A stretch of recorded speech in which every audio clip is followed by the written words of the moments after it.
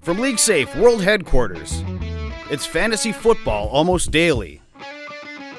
With Paul Charchia, Matt Harrison, Christian Peterson, and Brian Johnson. It's Wednesday. Welcome to the Fantasy Football Almost Daily Studios. And if it's Wednesday, that means it's time for the Panic Room. Yes, 5 players that you may be panicking over. Should you be? Should your level of panic be none, some, or acute? Let's find out from our panel of experts and our contestants in today's show. Wow, we have a studio and a panel of experts. This is a studio wow. and you gotta a panel be of like, experts. what yes. is it, Bruce Buffer right now, and really get into this and introduce the Let's get ready to challenger and the rumble. champion. Is that yeah, guy? Yeah, Was his name Bruce? I believe so. Bruce Buffer? Then he has a son. There's another. Buffer Is there a son Jr. who's picked up the legacy Yeah. of it? Yeah. Oh. Okay, if you say so. The premise of this game, if you haven't seen it before, is we will present 5 players that fantasy owners are panicking over. Matt and Brian will tell us whether the appropriate level of panic is none, some, or acute. And I will determine who made the best argument. This is less about whether or not they're right. It's how well that they formulated their argument. The reigning champion is Brian Johnson. And a lot of people were writing in and tweeting that we need some way to sort of authenticate the winner. A lot of people, huh? A lot of people. Mm-hmm. And so Ones of people, or just you sitting in your office thinking, would how can I make these guys look stupid on camera? It is my job to put you in a position to be brilliant. You know, And Brian's that's what level we're of doing panic here. right now is acute. I think his level of panic is acute right now. Just give me the stupid crown. Here we go. It's not just a crown. Yeah, Crown I'm not holding a scepter And and writing. scepter. Now, this is... I'll tell you what this you is can do with that you- scepter. Hold it. This is what you have. It took you 3 weeks, right? Christian was the 3-time winner of the Panic Room. You have been the first person to dethrone him, and by virtue of that, you get to wear the crown. Oh, sweet. Yes. And how does that look? No, you want it up a little. I'll wear the crown how I want to wear the crown, George. It's a. You're making it He's worse. so angry. You are so bitter about the crown. I don't You're wear the hats. champion. I don't wear hats, nor Yeah, crowns nonetheless. You have great hair. I understand you don't want to cover it up. Well, It's thanks. a good look for you, and actually it fits. Right. Scepter. Yeah, that's The gonna scepter's go even right better, here. actually. I like Yeah. the scepter quite a bit. I need my hands, so For what? Mr. Meeseeks is going to hold All right. my scepter right there. We begin with Eli Manning. Eli Manning came into the season as quarterback 7 via ADP, and has since, or was he 7 overall? I think he was Around 7 there. in, not ADP. He was 7 in where he finished last season by fantasy points. Put up a career high 35 touchdowns last year. This year, though, 0 or 1 touchdowns in every game since the opener. It's been bad for him. And as Odell Beckham has slumped, so has Eli Manning. So the question for our 2 contestants, Brian and Matt, is the appropriate level of panic over Eli Manning. None, some, or acute. Now, by virtue of being the champion, you get to go first. This is new territory for you. Very exciting. You get to go first. All right. What have you got?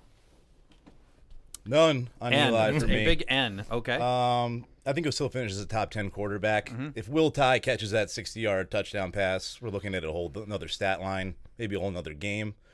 We're going to throw out the Vikings game, which is something we're going to do for a lot of people in fantasy football this year.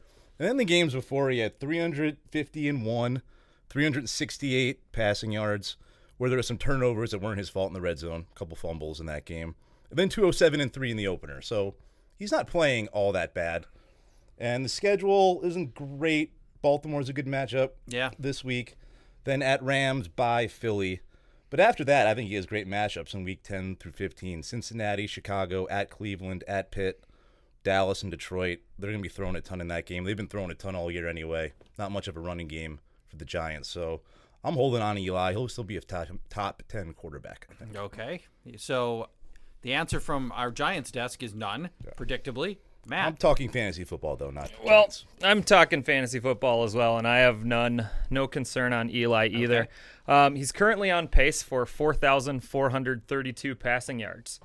Last year he had 4,436 passing yards. All right, so 200 fewer. No, 2 or 4 fewer. 400 fewer? No, 4 yards. 4 yards fewer. Okay. All right. The year before he had 4,410, so about 20 yards. Okay. So he's right in the range there. And actually, his completion percentage is just a tick higher at 63.6%. He was in the 62-63 range the last 2 years.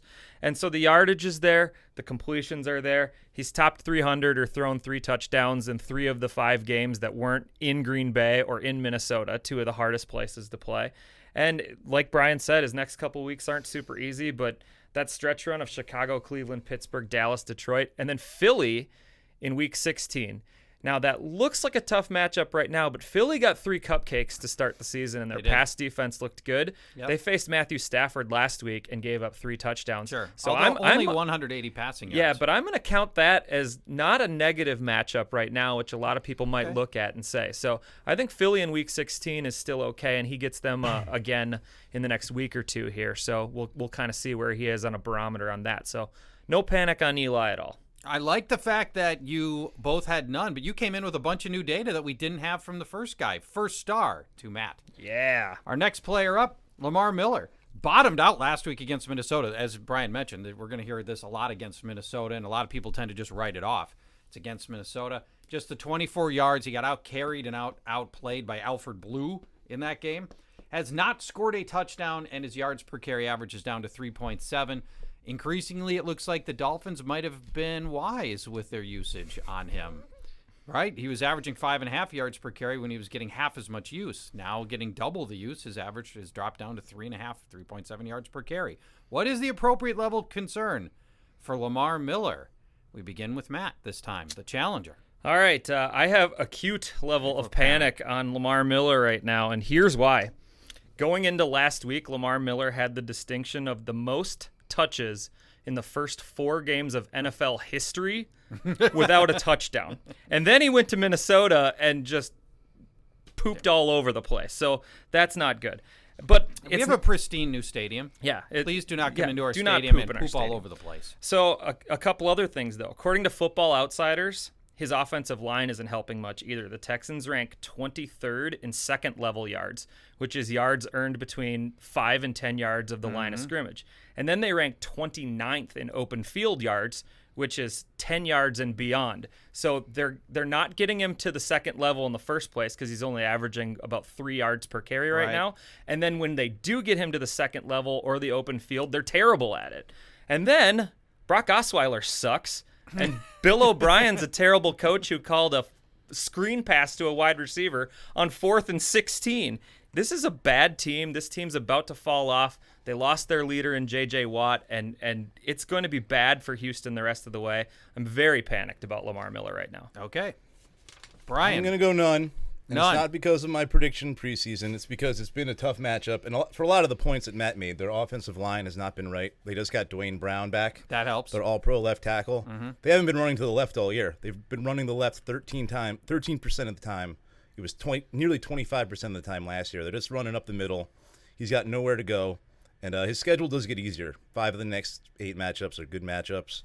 And he has no touchdowns. He has no carries inside the 10-yard line. It's not his fault. How does that happen? It happens for a bad offensive line, bad Brock Osweiler, like Matt said. Things have to get He's better. making my argument for me. No, things are getting better. I'm panicking if he doesn't produce in this cake matchup against the Colts this weekend. I mean, he has as many red zone carries as Chris Johnson right now. It's not all on As Lamar the tap Miller. dancing Nancy? As the tap dancing Nancy. Who's And on that's IR? 8. He has 8 carries inside the 20-yard line. So the touchdowns will come. He should have had one in week 2. False start on the 1. Yeah. False start on the 6. What's Lamar Miller going to do with that? So I'm not panicking yet. I'm holding. It's been a rough stretch, but hey, you could add Adrian Peterson with that draft pick. Could add Jamal Charles.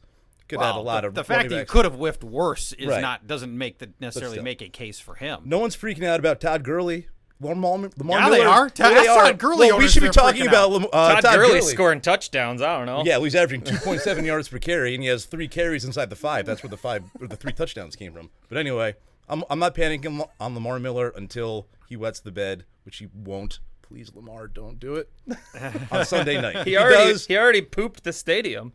yeah, against the Vikings. No running back is going to play well against. All right, whatever. None for me. Your challenger provided all kinds of statistical data to back up his point. You mostly just said that you could have done worse with other guys, and it sounds like a lot of excuse making to me. Even though there's a great chance I think you're going to be right, but Matt made clearly the better arguments. Star for Matt. Do you have your stars on your board? It's upside down. You haven't seen it yet. No, I haven't seen it yet. I'm working on it. Let's go to number. Yeah, don't want to lose the crown. You're out of it. I think this whole crown and scepter has thrown you off your game. I think he wants to lose. I think he doesn't like wearing hats. No, so I think that might be it. I'm out of my element wearing a crown, considering I've never worn a crown before. There is that. But you should revel in the newness of it all. I'm reveling. Spencer Ware has not scored since week 1, and obviously there's the return of Jamal Charles, which a lot of people are concerned about. I'm more concerned about the fact that he's fumbled in 3 straight games, and that concerns me even more. The appropriate level of concern, bye week's gone, so you figure, Jamal Charles is that much healthier. He got to sit for a whole week, didn't add any more wear and tear to his knee. Your appropriate level of concern on Spencer Ware. We go back to our reigning champion, Brian. I'm keeping the N for none. None. He's going to have the role that I expected him to have before we knew Jamal Charles would be out for the beginning of the season. That's 10 to 12 carries and the majority of the goal line work. Jamal Charles, from 2012 to 14, his last 3 full seasons, his carries inside the 10, 25%, 65%, and 40%. That's how many he got for the Chiefs. Okay. Numbers kind of going down. Yeah. Spencer Ware is a way better goal line runner than Jamal Charles is. He's a and great they're going to goal want to line keep him healthy. And I still think Ware is going to get 15 carries for the next couple of weeks at least. I don't think they're going to thrust Charles into the 15, 20 touch range immediately. So, and even once Charles is at full speed, I don't think he's ever going to be as good as he once was. I think Ware is still going to get 10 to 12 carries. He proved he can catch the ball, so they can mix it up and do that even on first and second down. So I'm not panicking with Ware. He's right where I expected him to be before the season started. So, okay. None. I don't have a ton to add to this, although my level of panic is some. Okay. Here's the deal. The deal. Spencer Ware is playing great when he gets the ball. He's averaging 5.3 yards per carry. That's awesome. 18.1 yards per reception. Also awesome. Yeah, that sounds like a non-answer to me. If anything can derail a running back's career, it's fumbling the ball. And fumbling and losing a fumble 3 consecutive games. How much longer can a coaching staff put up with this, especially – and I'm not worried about Jamal Charles if it's straight up these guys against each other, but with Jamal Charles there and the pressure to put him in because he's a fan favorite and all that stuff and the coaching staff's had him forever, if he fumbles the ball again, he could start losing touches. So that's why there's just some concern, but it's all based on the fumbles. It's not Jamal Charles. It's just can he hang on to the ball. This is a pretty obvious point for the champion, who built a very, very good argument. And while the fumbling, the eraser. Oh no, we're eraserless. Well, there you go. There's an eraser. Oh, over thanks, Matt. While there is some concern over fumbling, we don't know that he's going to fumble. And I don't think that's enough of a basis to undo what was an excellent diatribe by our reigning champion. C.J. Anderson is next. He was a workhorse in the first couple of weeks, averaged 23 touches per game. Then the last 2 weeks, totally different story. Actually, 3 weeks, different story, averaging just 2.9 yards per carry, just 1 touchdown. And then last week, he was on the field for only half of the snaps. Devontae Booker got a long look last week against the Falcons.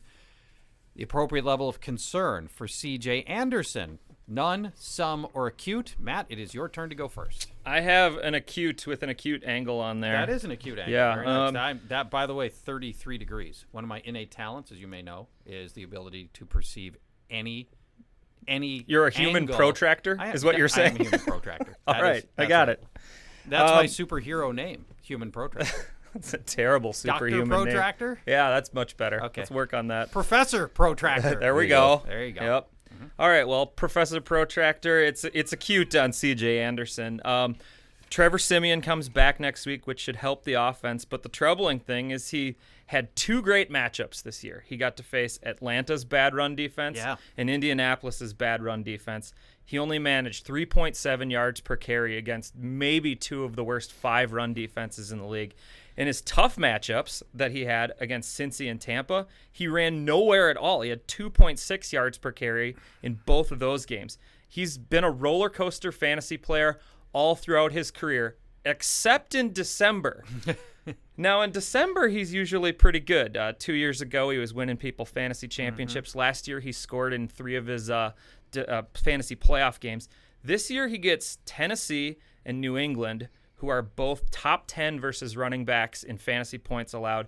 And then Kansas City, who has had a good run defense in the past but has struggled a little bit this year. Those are his 14 through 16 matchups.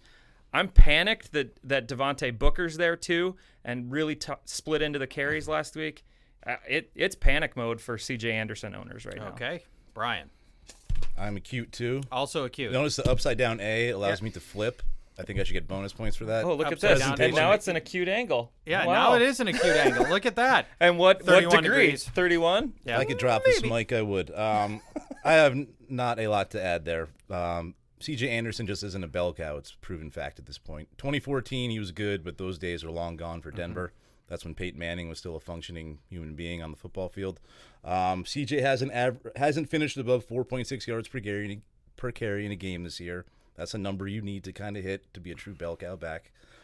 He did that 7 times last year, finished with yards per carry at 4.5 or better, but he averaged 11 carries in those games. It wasn't like he was doing it carrying the ball 20 times. Devontae Booker's snap percentage is going up every week. It's at an equal split right now, and I see it kind of staying that way the rest of the year, so I am very worried about CJ, and I would trade him at any chance I got. Professor Protractor, you have a tough decision here. It is a tough. And you had the advantage of going first, but you don't know. I mean, you don't know what each other's going to say. It's true. So, I mean, it's hard. Start of the challenger. Final guy. Ooh.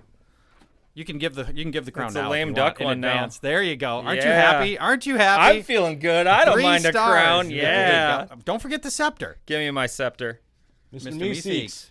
Can you Give yield Matt the the scepter. scepter, please? Kelvin Benjamin. I hope people get that joke out there. In the first 2 There you go, games, man. targeted Look at me. highly, 21 targets, 13 catches, 200 yards, 3 touchdowns. Massive first couple of games of the season. But since then, in 3 games, just 109 total yards, and he has not scored. No, he has. Yeah, he scored. He scored 2 weeks ago. So bad notes on my part. And 1 touchdown. So, question is, Kelvin Benjamin, none, some, or acute level of panic? We begin with our now officially dethroned champion, Brian. What's the point? You feel so much better. What's the point? It's the burden's been lifted. Got some concern, and only because I think we might have had some unrealistic expectations where he was going to be fantasy's top wide receiver. But he's been fine with Cam Newton, and take out the Minnesota game, which we're going to do for a lot of people, and take out a Derek Anderson game. All right, I'm going to get to that. Okay. To that. So he's played in about less than 3 games with Cam because Cam got hurt in the Atlanta game. Right. But he's totaled 16 catches, 238 yards, and 4 touchdowns in fewer than 3 full games with Cam Newton. He understandably struggled with Derek Anderson on Monday Night Football. Derek Anderson is a backup. So he looks fine with Newton as long as they're not playing the Vikings. Yeah. So the only level of concern is I'm not thinking he's going to be on like this 18 to 20 touchdown pace. So I should have said none, but I said some. Whatever. I lost. I don't understand why he said some. I've got none, and for a lot of the same reasons. Take out the game against Xavier Rhodes. He's had 70 yards or scored in every game. Right. Rhodes might be one of the best 3 corners in the league. And then in 2014, he had 70 yards or scored in 10 of 16 games, too. So he's averaged 9 targets in non-Minnesota games so far this season. There's no concern here. He's a wide receiver 1. The correct answer was none. You gave better points. Brian gave better points, but you ultimately should have just picked none. I think you would have gotten the point on this. 4 stars to our challenger and new reigning champion Matt Harrison. Come back tomorrow. What's tomorrow? I never know what's coming on Thursdays. We don't even know what's coming You on don't even know. Thursdays. It's Sometimes so it happens, special. sometimes it doesn't. I is almost daily. I sang last Thursday. Did you really? He did. With your mouth? Yeah. All right. He Well, sang that's nice. the end of Latavius. No, the dawning of the end of Latavius. Dawning of the end of Latavia. That's very good. Thanks. If you are in a fantasy hockey or basketball league, or your friends that are, you should know that you can not only use LeagueSafe for those sports as well, but we will throw $10 in your pot if you're a first-time LeagueSafe user. I decree that it shall be $10. Yes, you can use the promo code FFAD for Fantasy Football Almost Daily. You can also use the promo code CHARGE. That works too. Either one will work very well. So we encourage you to do that. Also, don't forget to tell your friends, maybe not the people in your leagues, about Fantasy Football Almost Daily, the podcast, the video podcast, and League Safe Post, where you can find all of our written content. Anything else to add? Check out League Safe Post if you haven't been there recently, because we just revamped it totally yesterday. Yeah, redesign. And it's really pretty. The readability is a lot higher. Oh, it's Very beautiful. mobile friendly now. Yep. It is very mobile friendly. Yeah, So go check it out if you haven't That was a seen big it. improvement for sure. All right, we'll see you next Wednesday. More Panic Room. So there's that, but lots more stuff coming this week as well, including, and I know on Friday, is the big DraftKings DFS bit that you guys do. This is true. So that's coming as well. We'll have Thanks. Minneapolis Ace back. Some people like it when he's on the show. Well, especially Minneapolis Ace, I think, likes Yeah, it he when he's does. on the show. Minneapolis Ace. Will you be here to meet Minneapolis Ace? Well, I will, because the Vikings are on bye, so I don't Yeah. have the Friday football feast. So All I'll be right. in the office. All right. So that'll be a big moment for Maybe all you of could us. sit in on the show even, Charge. for once. Be a big old jamboree. If he wears the crown, I'll do it. We'll see you then. Deal.